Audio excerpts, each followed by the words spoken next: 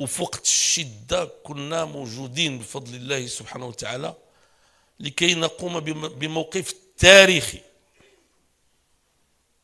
موقف تاريخي هو اللي كان في 20 فبراير كما لا يخفى عليكم، والذي ساهم في إنقاذ أمتنا بكل صراحة وبكل وضوح وبكل تواضع وبلا من على الله،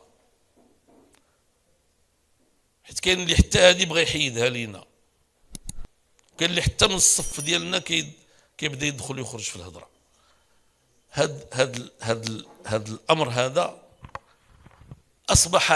اصبحت عندنا مسؤوليه. صحيح اللي وقع التسيير ديال الخمس سنوات الثانيه، التسيير ديال الخمس سنوات الاولى ماشي ما كانش بدون اخطاء، ولكن في العموم خرجنا منه منتصرين على خصومنا.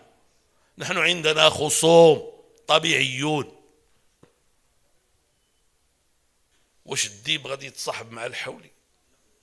كاش اللعب. الديب خلق الله عدو ديال الحولي، والحولي خلق الله خصو يحتاط من الديب باش ما يكملهمش كاملين. هذا الشيء اللي كاين، فهمتينا ولا؟